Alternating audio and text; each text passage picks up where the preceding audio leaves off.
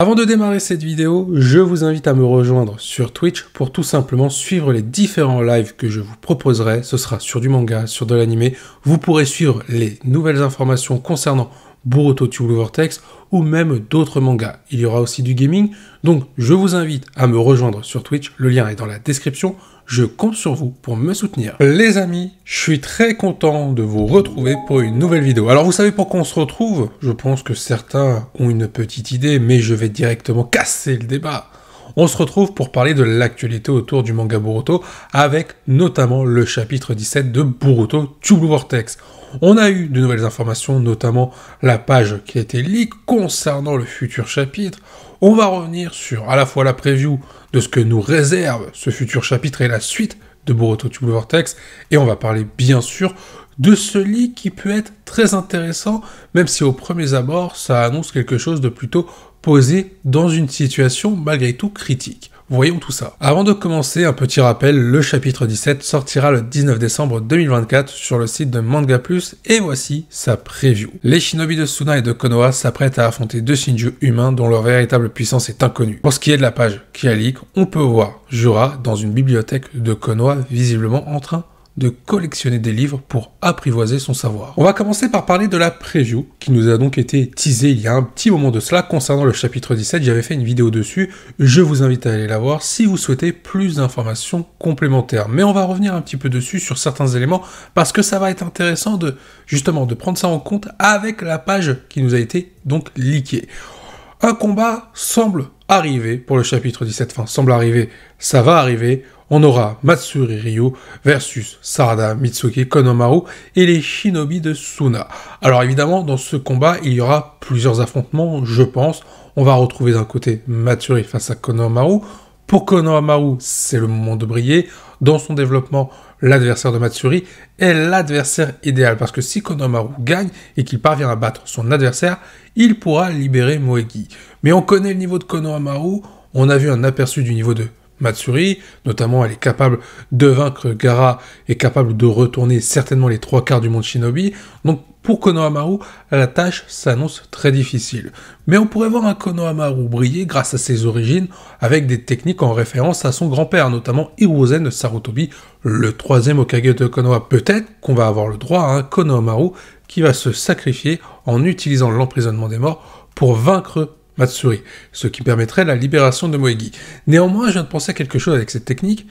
On part plus sur un scellement, quelque chose qui va enterrer la personne. Est-ce qu'en faisant ça, Konohamaru libérerait Moegi? Parce que clairement, il doit tuer Matsuri. Il ne doit pas la sceller, il doit la tuer pour libérer Moegi. Donc je pense que l'emprisonnement des morts n'est finalement pas la technique adéquate pour Konohamaru afin de vaincre Matsuri. On pourrait avoir une autre référence, le mode ermite des singes, concernant le personnage de Konohamaru, avec notamment la présence de Enma, qui avait été utilisée à l'époque par le personnage d'Hiruzen Sarutobi. Donc on peut voir un Konohamaru briller par rapport à ses origines avec les techniques qu'il a pu apprendre, notamment de nouvelles variantes du Rasengan. Pourquoi pas un Konohamaru qui peut briller sur d'autres aspects? Parce qu'on a vu que dans la première partie de l'anime, notamment, Konohamaru, il a vécu des déconvenus, c'est-à-dire qu'on avait un personnage qui était vraiment focalisé sur ses coéquipiers autour de lui, ce qui l'empêchait de se concentrer sur ses différents combats et notamment ses différents adversaires. Donc un Konohamaru qui a souvent perdu avec ce contexte-là. Alors là, vous allez me dire, on est exactement dans le même contexte. Konohamaru, il a des coéquipiers autour de lui, que ce soit Sarada Mitsuki ou les deux autres shinobi de Suna. Mais en soi, si Ryu et les autres se battent un peu plus loin, peut-être que Konohamaru va prendre conscience qu'il doit se concentrer sur un adversaire pour pouvoir aller aider les autres. En battant Matsuri, il est clair que là, la supériorité numérique serait beaucoup plus importante. Elle l'est déjà, mais en soi, là, on aurait vraiment un avantage du côté des shinobi de Konoha et Suna. Donc, un Konohamaru qui va se dire que voilà, il ne doit pas compter sur les autres. Ce n'est pas à lui de compter sur les autres. C'est à lui de prendre les directives. C'est le plus âgé et il a des ambitions. Il veut devenir Hokage. Il doit se respecter par rapport à ça. Donc, on peut avoir un Konohamaru qui va se surpasser en termes d'émotion, en termes de responsabilité face à Matsuri. Bien entendu, on pourrait aussi découvrir un Konohamaru qui a gagné en puissance, en technique, en expérience par rapport à ce qui s'est passé durant l'ellipse. Peut-être qu'on aura droit à des flashbacks pour certains personnages. Peut-être qu'on va en apprendre un petit peu plus sur ce qui s'est passé au niveau de l'évolution de Konohamaru sur les 3 dernières années. Et on peut retrouver le même procédé concernant Sarada, Mitsuki, qui seront eux opposés selon moi au personnage de Ryu. Il y a des choses à raconter, notamment avec cette petite référence qu'on a eue dans l'anime, Mitsuki contre le personnage de Shinki. Bah là, ça tombe bien, Mitsuki contre l'alter ego de Shinki, avec notamment la présence de Sarada qui avait affronté aussi dans l'anime le personnage de Shinki, notamment dans cette finale à 3 avec le personnage de Boruto. Donc on peut raconter beaucoup de choses si on sépare ces différents combats. Déjà, ce qui serait intéressant, c'est de voir l'évolution de Mitsuki, quelle est sa véritable puissance, parce que face à Boruto, on n'a pas pu voir grand chose, Boruto était clairement au-dessus. Mais on pourrait apprendre comment Mitsuki a évolué, avec qui, et quelles sont ses nouvelles techniques, et où on en est avec son mode ermite, qui est assez mystérieux. Peut-être qu'on aura le droit à des explications concernant Mitsuki. Et pour Sarada, ça peut être la même chose. Alors je pense pas que Ryu soit l'adversaire idéal pour Sarada, par rapport à son développement, mais on peut avoir aussi l'apparition de Hidari. Pourquoi je dis ça? Parce que tout simplement, avec la page qui nous a été leak, on voit Jura en train de s'intéresser au livre de Konoha. Il cherche à avoir de la connaissance, et ça fait écho à ce que disait Kashin Koji dans le chapitre 16. On va en parler un petit peu plus en détail de ça, mais ce que je veux dire, c'est que il y a une vraie possibilité qu'on voit tous les Shinju dans le prochain chapitre, avec notamment Mamushi qui pourrait s'en prendre à Eda, et Hidari qui pourrait faire son apparition pour aider Matsuri Ryu et s'opposer à Sarada.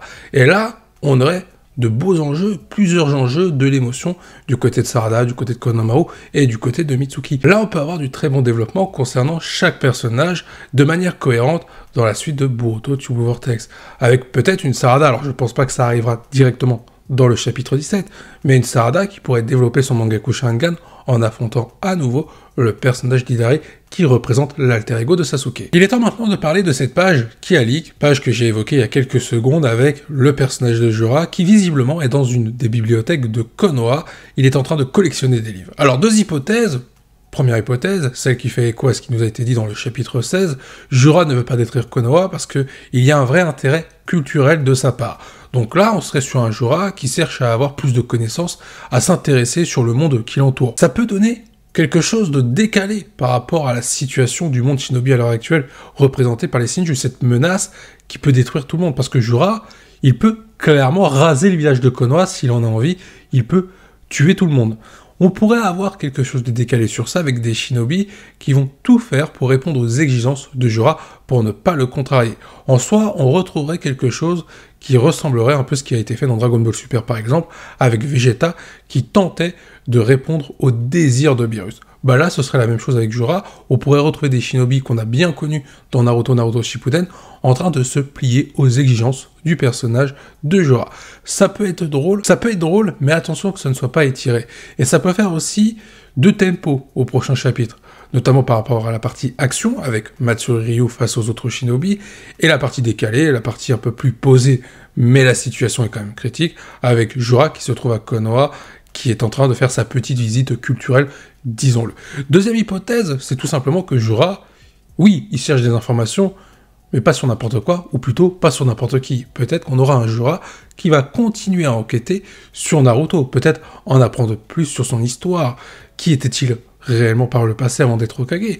On pourrait peut-être avoir une piqûre de rappel, de nostalgie concernant le personnage de Naruto avec Jura qui recherche des informations sur lui. Maintenant, ce qui va être intéressant, et là on va revenir sur la première hypothèse, donc on est sur un Jura qui ne doit pas être contrarié, mais la question elle est là. Que va faire Boruto avec Kawaki? Parce que les deux se sont alliés pour affronter Jura, et on sait que Boruto est condamné à mourir face à Jura. En tout cas, c'est ce qui est destiné pour Boruto. Boruto et Kawaki, ils ne vont pas rester sans rien faire. Ils vont savoir qu'il est à Konoha. Donc, le temps va être important. Ils vont devoir aller très très vite pour pouvoir régler leurs affaires et vaincre Jura par la suite. Alors, régler quoi comme affaire? Bah, souvenez-vous, Boruto dit à Kawaki que le pouvoir de celui-ci a été bridé par Amado. Forcément, Kawaki va devoir récupérer son pouvoir, sa pleine puissance, et donc enlever son limiteur. Il faudra que Kawaki se retrouve face à Amado, avec peut-être la présence de Boruto. Et c'est à ce moment-là qu'on pourrait en apprendre beaucoup plus sur les intentions d'Amado. Et juste après, on pourrait avoir ce duo Boruto-Kawaki contre Jura, à moins qu'il se passe quelque chose qui n'était pas prévu dans le plan de Boruto, avec peut-être les actions d'Amado. Parce que si Amado a bridé le pouvoir de Kawaki, c'est qu'il y a une raison. Et est-ce qu'il voudra le retirer? Ça, j'en doute. Donc attention par rapport à ce que pourrait faire Amado, il pourrait être celui qui va indirectement mener à la perte de Konoha en empêchant Boruto et Kawaki d'agir. Sur ce, je vous invite bien entendu à donner votre avis en commentaire par rapport à ce que j'ai pu dire dans cette vidéo et donner votre avis sur cette page qui a leak avec la preview du chapitre 17.